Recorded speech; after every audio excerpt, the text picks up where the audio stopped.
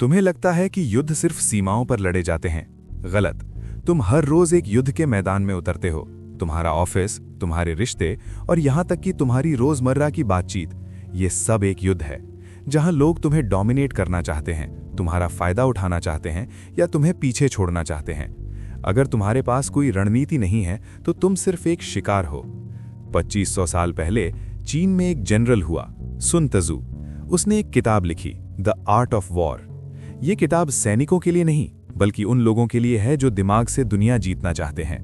आज हम सुन त्सू की उस असली किताब के हर पन्ने को डिकोड करेंगे जिसे सदियों से राजाओं, तानाशाहों और आज के सीईओ ने अपने पास छुपा कर रखा। हम जानेंगे कि कैसे एक निहत्था इंसान भी पूरी दुनिया को अपने इशारों पर नचा सकता है। इससे पहले कि हम सुन त्सू के नियमों को समझें, हमें यह समझना होगा कि वो इंसान कैसा था। किताब के पहले अध्याय के परिचय में एक बहुत ही भयानक और सच्ची कहानी है। राजा होलू ने सुन त्सू को बुलाया और कहा, मैंने तुम्हारी 13 अध्याय वाली किताब पढ़ी है, क्या तुम मेरी सेना को भी अनुशासित कर सकते हो? सुन त्सू ने कहा, हाँ। राजा ने मजाक में पूछा, क्या तुम इन महल की औरतों को, इन 180 नाजुक राजकुमारियों को सैनिक बना सकते हो? सुन त्सू ने कहा, हाँ। उन 180 महिलाओं को मैदान में खड़ा किया गया। सुन त्सू ने राजा की 2 सबसे पसंदीदा रानियों को उनका लीडर बना दिया। सुन त्सू ने आदेश दिया, दाएं मुड़ो, लेकिन औरतें जोर जोर से हंसने लगीं। उन्हें लगा ये कोई खेल है। सुन त्सू ने शांत होकर कहा, अगर आदेश साफ ना हो तो ये जनरल की गलती है। उसने दोबारा समझाया और फिर आदेश दिया, बाएं मुड़ो। फिर से वही हुआ, औरतें हंसने लगीं और रानियां भी मुस्कुराने लगीं। तब सुन त्सू ने अपनी तलवार निकाली और कहा, अगर आदेश साफ हो और फिर भी सैनिक पालन न करें तो ये लीडर की गलती है। उसने तुरंत उन दोनों पसंदीदा रानियों का सिर धड़ से अलग करने का आदेश दे दिया। राजा घबरा गया। उसने संदेश भेजा कि इन्हें मत मारो, लेकिन सुन त्सू ने कहा, युद्ध के मैदान में जनरल राजा के आदेश से ऊपर होता है। उन 2 रानियों के सिर काट दिए गए। सन्नाटा छा गया। उसके बाद जब सुन त्सू ने आदेश दिया तो बाकी बची 178 औरतों ने बिना एक शब्द बोले कठपुतलियों की तरह हर आदेश का पालन किया। यह है सुन त्सू का पहला और सबसे खूंखार सबक। अथॉरिटी यानी अधिकार मांगा नहीं जाता, छीना जाता है। अगर तुम चाहते हो कि दुनिया तुम्हारी बात सुने तो तुम्हें अपने इरादों में इतना सख्त होना होगा कि कोई तुम्हारी बात को मजाक समझने की गलती न करे। आज के दौर में इसका मतलब है कि अपनी सीमाओं, बाउंड्रीज को लेकर इतने कठोर बनो कि लोग तुम्हारा फायदा उठाने से पहले 100 बार सोचें। पहला सिद्धांत, गणना और तैयारी, कैलकुलेशंस। सुन त्सू अध्याय 1 में कहते हैं, युद्ध राज्य के लिए बहुत महत्वपूर्ण मामला है। ये जीवन और मृत्यु का मामला है, सुरक्षा और विनाश का रास्ता है, इसलिए इसे बिना गहन अध्ययन के कभी नहीं छोड़ा जाना चाहिए। वो कहते हैं कि युद्ध शुरू होने से पहले ही मंदिर में जीता या हारा जाता है। इसका मतलब है प्लानिंग। जो इंसान बिना सोचे समझे सिर्फ जोश में आकर कोई काम शुरू करता है, वो हारने के लिए अभिशप्त है। सुन त्सू 5 कारकों की बात करते हैं, नैतिक कानून, स्वर्ग, पृथ्वी, कमांडर और विधि। आज के जीवन में नैतिक कानून का मतलब है, क्या तुम्हारा लक्ष्य स्पष्ट है? क्या तुम्हारी टीम या तुम्हारा परिवार तुम्हारे विजन पर भरोसा करता है? स्वर्ग और पृथ्वी का मतलब है समय और संसाधन। क्या अभी बिजनेस शुरू करने का सही मौसम है? क्या तुम्हारे पास पर्याप्त पैसा है? कमांडर का मतलब है तुम्हारी अपनी काबिलियत। क्या तुम्हारे अंदर वो गुण हैं जो एक लीडर में होने चाहिए? और विधि का मतलब है सिस्टम और अनुशासन।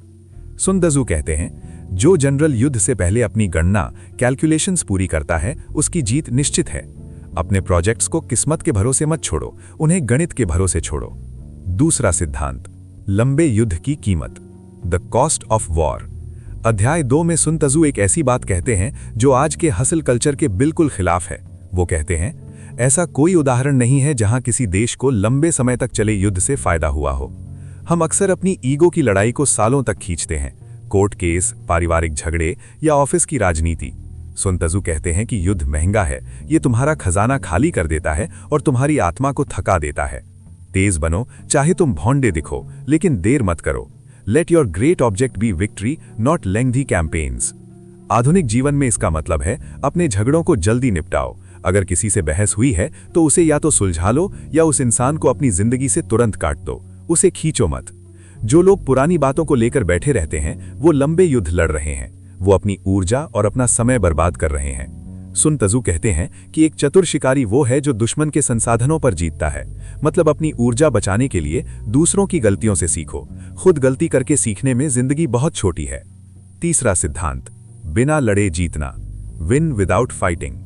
ये सुन तजू का सबसे प्रसिद्ध और सबसे गहरा दर्शन है। अध्याय 3 में वो कहते हैं, 100 युद्धों में 100 बार जीतना सबसे उत्तम नहीं है, बिना लड़े दुश्मन को हरा देना सबसे उत्तम है। इसका मतलब है इनडायरेक्ट वॉरफेयर, अप्रत्यक्ष युद्ध। दुश्मन के शरीर पर आक्रमण मत करो, उसकी रणनीति पर आक्रमण करो। अगर कोई तुम्हारा विरोधी है तो उसे सीधे चुनौती मत दो, उसके गठजोड़ को तोड़ दो, उसके दोस्तों को अपनी तरफ कर लो, उसके आत्मविश्वास को हिला दो। आज के दौर में इसका मतलब है सॉफ्ट पावर और इन्फ्लुएंस। अगर ऑफिस में कोई कलीग तुम्हें परेशान कर रहा है तो उससे बहस मत करो, बस अपने बॉस के साथ अपने रिश्ते इतने मजबूत कर लो कि वो कलीग खुद ब खुद साइडलाइन हो जाए। इसे कहते हैं उसकी रणनीति को तोड़ना। सुन तजू कहते हैं, सबसे बुरा तरीका है शहरों को घेरना, यानी सीधे माथापच्ची करना सबसे आखिरी विकल्प होना चाहिए। अपने दुश्मन को ऐसी स्थिति में डाल दो जहां उसे लगे कि सरेंडर करना ही उसके लिए फायदेमंद है। चौथा सिद्धांत, अजेयता का रहस्य, इनविंसिबिलिटी। अध्याय 4 में सुन तजू कहते हैं, पुराने समय के अच्छे योद्धा पहले खुद को अजेय बनाते थे और फिर दुश्मन की कमजोरी का इंतजार करते थे। ये बहुत गहरी बात है। हार से बचना हमारे हाथ में है, लेकिन दुश्मन को हराना दुश्मन के हाथ में है। तुम ये कंट्रोल नहीं कर सकते कि सामने वाला कब गलती करेगा, लेकिन तुम ये कंट्रोल कर सकते हो कि तुम गलती न करो। अजेयता बचाव में छिपी है और जीत आक्रमण में छिपी है। खुद को अजेय बनाने का मतलब है अपनी स्किल्स, अपने फाइनेंस और अपनी मानसिक स्थिति को इतना मजबूत कर लेना कि कोई तुम्हें हिला ना सके। अगर तुम्हारी नौकरी चली जाए तो क्या तुम्हारे पास 6 महीने का पैसा है? ये है खुद को अजेय बनाना। अगर कोई तुम्हारी आलोचना करे तो क्या तुम टूट जाते हो? यह है अपनी कमजोरी को दूर करना। सुन तजू कहते हैं कि पहले अपनी दीवारों को मजबूत करो। जब तुम सुरक्षित हो जाओगे तब तुम आराम से बैठकर दुश्मन की गलती का इंतजार कर सकते हो, और यकीन मानो दुश्मन गलती जरूर करेगा। पांचवां सिद्धांत, धोखा और मास्किंग। अध्याय 1 का सबसे खूंखार नियम, सारा युद्ध धोखे पर आधारित है। सुन तजू कहते हैं, जब तुम सक्षम हो तो अक्षम दिखो, जब तुम सक्रिय हो तो निष्क्रिय दिखो, जब तुम पास हो तो दुश्मन को लगाओ कि तुम दूर हो। ये झूठ बोलना नहीं है, ये परसेप्शन मैनेजमेंट है। अपनी असली ताकत कभी किसी को मत दिखाओ। अगर तुम बहुत होशियार हो तो थोड़ा बेवकूफ बनने का नाटक करो, इससे लोग तुम्हें कम आंकेंगे और अपना गार्ड नीचे कर लेंगे। इसे स्ट्रेटेजिक इनकॉम्पिटेंस भी कहते हैं। जब तुम्हारा दुश्मन सोचता है कि तुम कमजोर हो तो वो अहंकारी हो जाता है, वो लापरवाह हो जाता है, और यही वो पल है जब तुम हमला करते हो। सोचो, अगर तुम नेगोशिएशन कर रहे हो और तुम बहुत ज्यादा उत्सुक दिखते हो तो वो कीमत बढ़ा देगा, लेकिन अगर तुम दिखाते हो कि तुम्हें कोई फर्क नहीं पड़ता तो वो कीमत कम कर देगा। अपने चेहरे को पत्थर बना लो। सुन तजू कहते हैं, अपने इरादों को रात की तरह अंधेरा और अभेद्य रखो, और जब तुम गिरो तो बिजली की तरह गिरो। छठा सिद्धांत, कमजोरी और ताकत। अध्याय 6 में सुन तजू कहते हैं, वो जो युद्ध के मैदान में पहले पहुंचता है और दुश्मन का इंतजार करता है वो आराम की स्थिति में होता है। जो बाद में आता है और युद्ध में दौड़ता है वो थक जाता है। इसका मतलब है पहल अपने हाथ में रखो। दुश्मन को अपने पास बुलाओ, खुद दुश्मन के पास मत जाओ। Make the enemy come to you. आधुनिक जीवन में इसका मतलब है कि लोगों को अपनी शर्तों पर खेलने के लिए मजबूर करो। सुन तजू कहते हैं, पानी की तरह बनो। पानी अपनी कोई शक्ल नहीं रखता, वो जमीन के हिसाब से बहता है। युद्ध में भी कोई स्थायी स्थिति नहीं होती। जो लोग एक ही तरीके से काम करते हैं वे प्रिडिक्टेबल हो जाते हैं और मारे जाते हैं। कभी कभी तुम्हें सख्त होना पड़ता है, कभी नरम, कभी तेज, कभी धीमा। जो इंसान हालात के हिसाब से खुद को बदल लेता है वही असली योद्धा है। अपनी ताकत को वहां लगाओ जहां दुश्मन कमजोर है। अगर तुम्हारा विरोधी बहस में तेज है तो उसे लिखित में हराओ। अगर वो पैसे में ताकतवर है तो उसे रिश्तों में हराओ। उसकी कमजोरी ढूंढो और वहीं वार करो। सातवां सिद्धांत, फूर इन काजान, द 4 मोड्स। अध्याय 7 में सुन तजू ने सेना के चलने के 4 तरीके बताए हैं जो जापान में फूर इन काजान के नाम से मशहूर हुए। हवा की तरह तेज, विंड। जब तैयारी करनी हो तो हवा की तरह तेज बनो। अपनी रिसर्च इतनी जल्दी करो कि किसी को पता ना चले। जंगल की तरह शांत, फॉरेस्ट। जब अपनी योजना बनानी हो तो जंगल की तरह शांत और गहरे बनो, किसी को भनक ना लगे कि तुम्हारे दिमाग में क्या चल रहा है। आग की तरह आक्रामक, फायर। और जब एक्शन लेने का समय आए तो आग की तरह हमला करो, इतना तेज और भयानक कि दुश्मन को संभालने का मौका न मिले। पहाड़ की तरह अटल, माउंटेन। और जब मुसीबत आए या लोग तुम्हें उकसाने की कोशिश करें तो पहाड़ की तरह अटल रहो, कोई तुम्हें हिला ना सके। 8वां सिद्धांत, लीडर की 5 खतरनाक गलतियां, द 5 डेंजरस फॉल्ट्स। अध्याय 8 में सुन त्सू बताते हैं कि एक जनरल यानी तुम किन 5 गलतियों के कारण बर्बाद हो सकता है। इसे ध्यान से सुनो, ये सेल्फ अवेयरनेस का मास्टर क्लास है। लापरवाही, रेकलेसनेस, जो बिना सोचे समझे लड़ता है वो मारा जाएगा। कायरता, कावर्डाइस, जो अपनी जान बचाने में लगा रहता है वो बंदी बना लिया जाएगा। जल्दी गुस्सा आना, हेस्टी टेम्पर, जिसे आसानी से उकसाया जा सकता है उसे मूर्ख बनाया जा सकता है।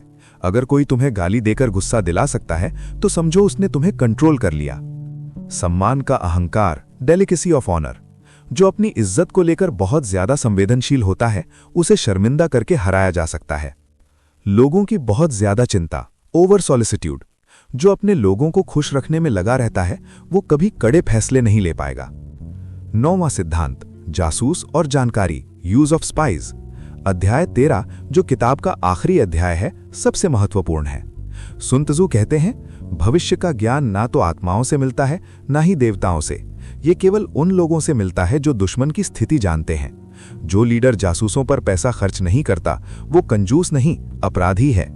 आज की दुनिया में जासूस का मतलब है डेटा और नेटवर्क। तुम्हारे दुश्मन क्या कर रहे हैं, उनके प्लान्स क्या हैं। सुन त्सू कहते हैं, दुश्मन के जासूसों को मत मारो, उन्हें अपनी तरफ मिला लो। इसे कहते हैं डबल एजेंट। आज के दौर में इसका मतलब है कि जो लोग तुम्हारी आलोचना करते हैं उन्हें अपना दोस्त बना लो। उनसे तुम्हें वो जानकारी मिलेगी जो तुम्हारे चापलूस दोस्त कभी नहीं देंगे। जानकारी ही शक्ति है। जो इंसान बिना जानकारी के मैदान में उतरता है वो अंधेरे में तीर चला रहा है। अपने कान हमेशा जमीन पर रखो, सुनो ज्यादा, बोलो कम। 10वां सिद्धांत, डेस्परेट ग्राउंड। अध्याय 11 में सुन त्सू 9 स्थितियों की बात करते हैं जिसमें सबसे खतरनाक है डेस्परेट ग्राउंड यानी हताश जमीन। वो कहते हैं, जब तुम्हारे सैनिकों को पता हो कि भागने का कोई रास्ता नहीं है तो वे मौत के डर से शेर की तरह लड़ेंगे। इसे बर्निंग द बोट्स कहते हैं। सुविधा और सुरक्षा इंसान को आलसी बनाती है। अगर तुम्हारे पास प्लान बी है तो तुम कभी प्लान ए के लिए अपनी जान नहीं लगाओगे। कभी कभी खुद को ऐसी स्थिति में डालना जरूरी है जहां करो या मरो का मामला हो। जब तुम अपने लिए पीछे हटने के सारे रास्ते बंद कर देते हो तो तुम्हारा दिमाग ऐसे आइडियाज और एनर्जी पैदा करता है जो सामान्य स्थिति में मुमकिन नहीं थे। सुन त्सू कहते हैं, सैनिकों को ऐसी स्थिति में डाल दो जहां से बचना नामुमकिन हो और वो मौत को भी हरा देंगे। अगर तुम जिंदगी में कुछ बड़ा करना चाहते हो तो अपनी सुरक्षा की जंजीरों को तोड़ दो। डेस्पिरेशन तुम्हें अजेय बनाता है। 11वां सिद्धांत, संकेतों को पढ़ना, रीडिंग द साइंस। अध्याय 9 में सुन त्सू बताते हैं कि दुश्मन के बिना बोले उसकी चाल को कैसे समझें। जब पेड़ हिलते हैं तो दुश्मन आ रहा है, जब पक्षी उड़ते हैं तो नीचे कोई छिपा है। इसे कहते हैं ऑब्जर्वेशन। हम अपनी दुनिया में इतने खोए रहते हैं कि अपने आसपास के संकेतों को देख नहीं पाते। ऑफिस में लोगों की बॉडी लैंग्वेज देखो।